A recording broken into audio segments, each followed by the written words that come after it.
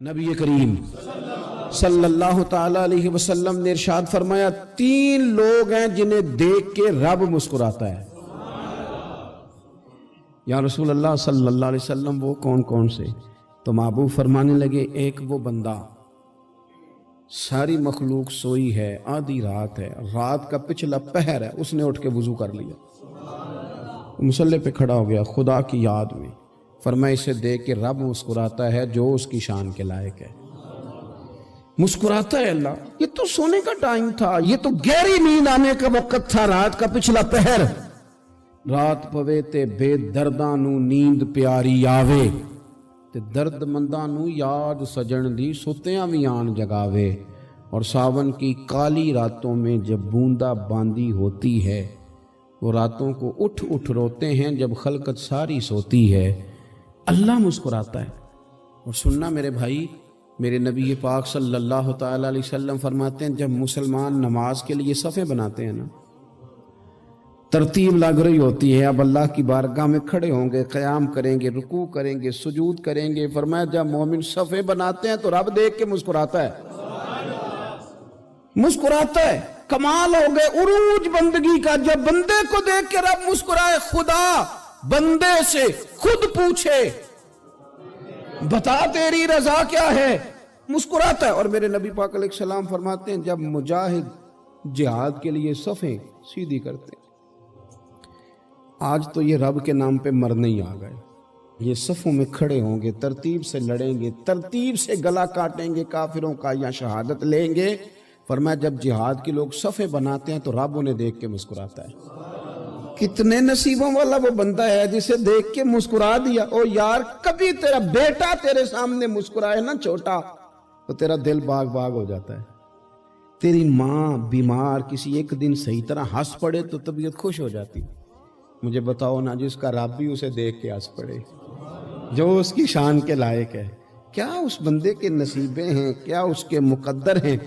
آپ اس مقام پر اپنے آپ کو لائیں۔ اب دیکھیں نا یہ حدیث آپ نے سن لی، اب ہم نے نا اس طرح صفیں نہیں بنانے جس طرح ساری دنیا، اب ذرا صفیں بھی شوق سے بنائیں گے، اب ذرا تھوڑا سا شوق پیدا کریں گے، بھئی یہ تو میں وہ کام کرنے لگا ہوں جسے دیکھ کے رب مسکراتا ہے۔ نبی پاک صلی اللہ علیہ وسلم نے فرمایا جب کوئی بندہ توبہ کرتا ہے نا،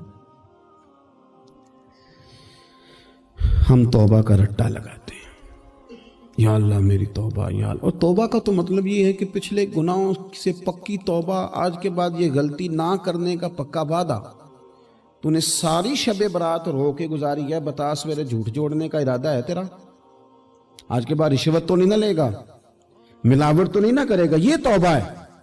اور اگر سارے کام اسی طرح کرنے تو پھر یہ توبہ کا رٹا ہے، جتنا مرضی لگاؤ۔ حضرت علی بن ربیعہ رضی اللہ تعالیٰ عنہ فرماتے ہیں میں مولا علی کے ساتھ تھا، مقام حرہ کی طرف جا رہے تھے، حضرت علی نے ہاتھ اٹھا کے دعا مانگی ہماری تعلیم کے لیے، ورنہ حضرت علی ہم صحابہ کو محفوظ عن الخطا تو مانتے ہیں نا، ہاتھ اٹھا کے کہا اے اللہ ہمارے گناہ بخش دے، تیرے علاوہ کوئی معاف کرنے والا نہیں۔ اور پھر حضرت علی آسمان کی طرف دیکھا اور دیکھ کے نا حضرت علی بن ربیعہ کو تو مسکرائے۔ حضرت علی بن ربیعہ کہنے لگے حضور مسکرائے کیوں ہو؟ فرمانے لگے ایک دن میں حضور کے ساتھ اسی طرح آیا تھا، اسی طرح حضور نے دعا فرمائی تھی ہماری تعلیم کے لیے، اور پھر حضور مجھے دیکھ کے مسکرائے تھے اور فرمایا جب کوئی بندہ رب کی بارگاہ میں اس طرح استغفار کرتا ہے تو رب مسکراتا ہے، اور مسکرا کے فرماتا دیکھ لو میرے بندوں کو پتا ہے کہ میرے علاوہ معاف کرنے والا کوئی نہیں، انہیں پتا ہے، تم اس کی بارگاہ میں رجوع تو لاؤ، آؤ تو صحیح دو آنسو لے کر۔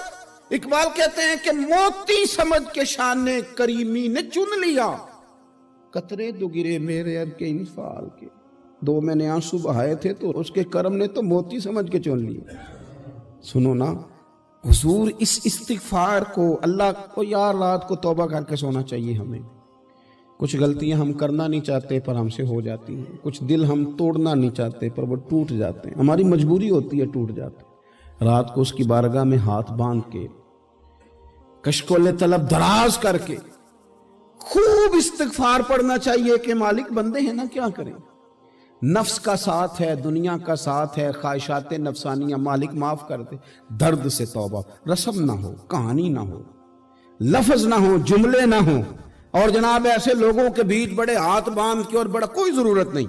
आप अकेले अपनी चारपाई पे बिस्तर के अंदर मुंह दे के भी दर्द से कहेंगे ना माफ कर दे, तो वो तो मेहरबानी बड़ा है। मेरे नबी पाक सल्लल्लाहु अलैहि वसल्लम मिसाल देते हैं, फरमाया एक आदमी सहरा में जा रहा, सहाबा से हुजूर खिताब कर रहे हैं, फरमाया एक आदमी सहरा में जा रहा था, उसने अपनी ऊँटनी पे खाना पानी पैसे हर चीज रखी हुई थी। सहरा था बहुत बड़ा, दरमियान सहरा के गया तो थोड़ा सा सस्ताने के लिए, आराम करने के लिए ऊँटनी से नीचे उतरा।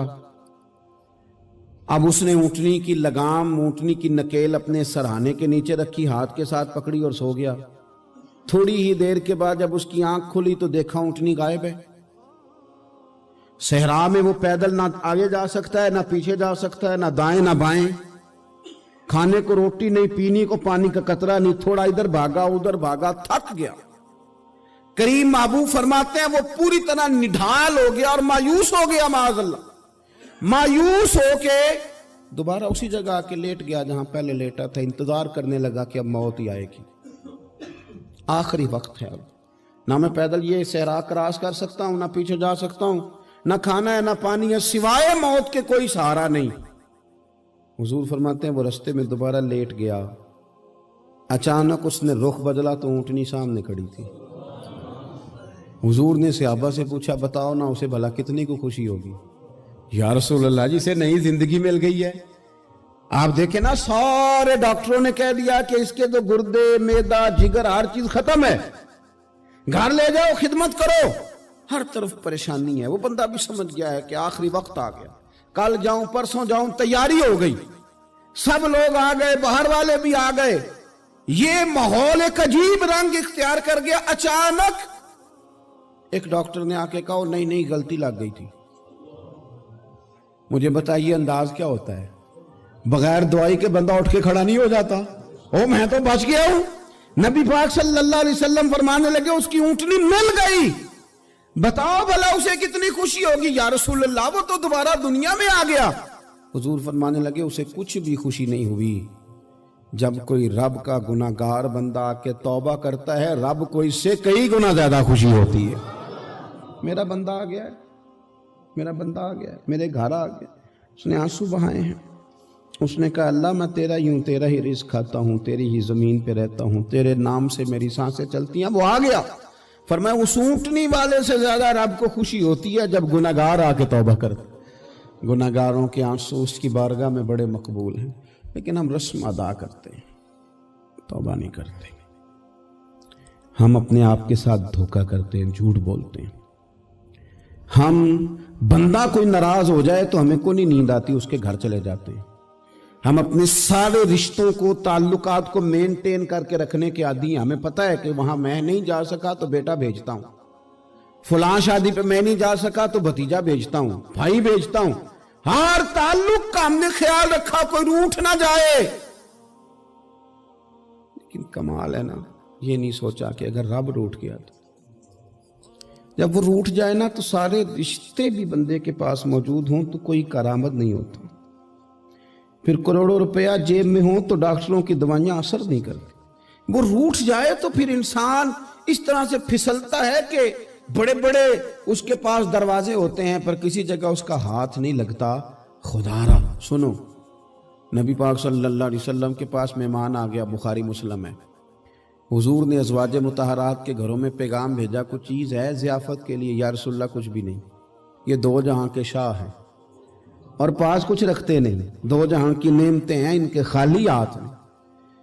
या रसूलल्लाह कोई चीज भी नहीं।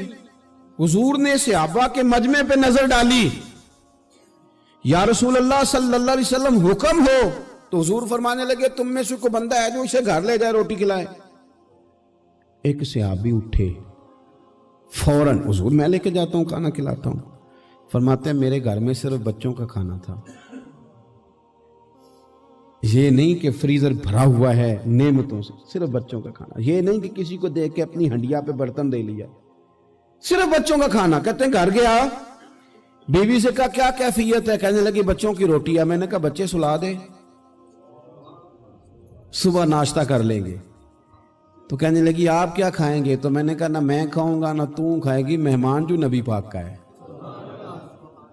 کہا اچھا، اب ذرا تجویز دیکھو میاں بیوی کی سوجھی آپس میں۔ کہتے ہیں کھانا لگا دینا، کیونکہ ایک آدھ بندے کا کھانا ہے۔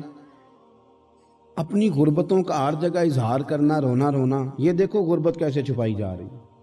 اس کو کہا نہیں کہ چل تو تھوڑا رحم کھا، تو آیا ہے تو تھوڑا رحم کھا، یہ نہیں کہا اٹھ کے نا تو کھانا رکھنا اور اٹھ کے نا چراغ ٹھیک کرنے کے بہانے بجھا دینا۔ ہم دنیا والوں کے سامنے کیوں اپنے دکھ بیان کریں؟ ہم جو کہیں گے رب رسول کی بارگاہ میں کہیں گے۔ تو نا چراغ ٹھیک کرنے کے بہانے، اہلیہ اٹھی، کھانا دینے کے بعد چراغ ٹھیک کرنے کے بہانے بجھا دیا۔